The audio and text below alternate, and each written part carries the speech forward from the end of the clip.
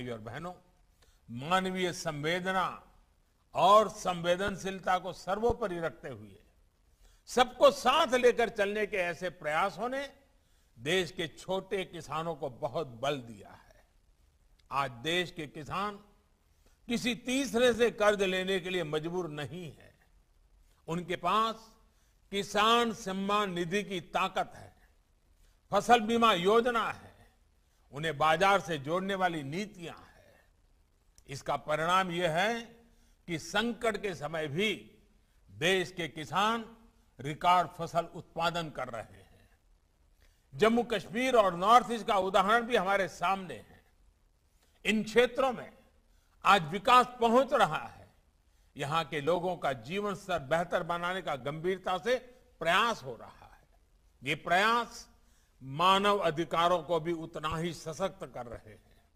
साथियों, मानव अधिकारों से जुड़ा एक और पक्ष है जिसकी चर्चा मैं आज करना चाहता हूं।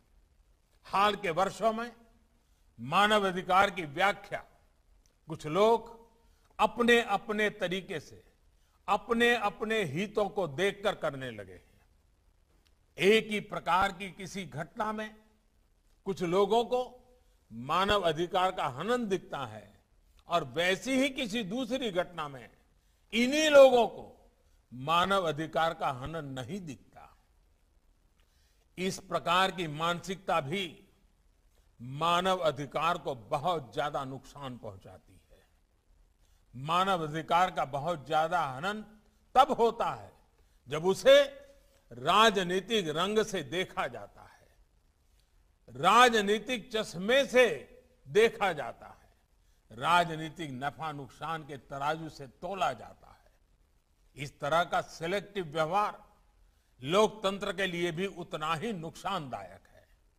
हम देखते हैं कि ऐसे ही सिलेक्टिव व्यवहार करते हुए कुछ लोग मानव अधिकारों के हनन के नाम पर देश की छवि को भी नुकसान पहुंचाने का प्रयास करते हैं। ऐसे लोगों से भी देश को सतर्क रहना है। साथियों, आज जब विश्व में मानव अधिकारों की बात होती है तो उसका केंद्र इंडिविजुअल राइट्स होते हैं, व्यक्तिगत अधिकार होते हैं। ये होना भी चाहिए, क्योंकि व्यक्ति से ही समाज का निर्माण होता है और समाज से ही राष्ट्र बनते हैं। लेकिन भारत और भारत की परंपरा ने सदियों से इस विचार को एक नई ऊंचाई दी है। हमारे यहां सदियों से शास्त्रों में बार बार इस बात का जिक्र किया जाता है, आत्मनः प्रतिकूलानि परेशान न समाचारेत, यानी जो अपने लिए प्रतिकूल हो वो व्यवहार दूसरे किसी भी व्यक्ति के साथ न करें। इसका अर्थ यही है कि मानव अधिकार केवल अधिकारों से नहीं जुड़ा, बल्कि ये हमारे कर्तव्यों का विषय भी है।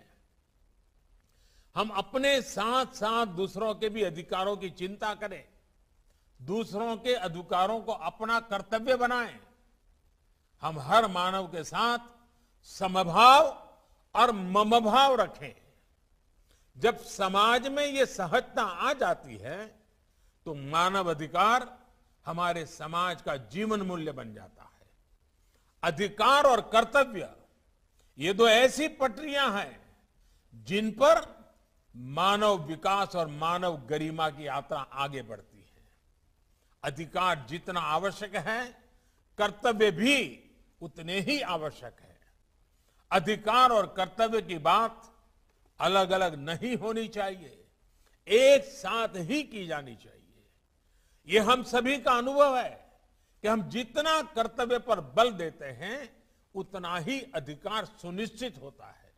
इसलिए प्रत्येक भारतवासी अपने अधिकारों के प्रति सजग रहने के साथ ही अपने कर्तव्यों को उतनी ही गंभीरता से निभाएं।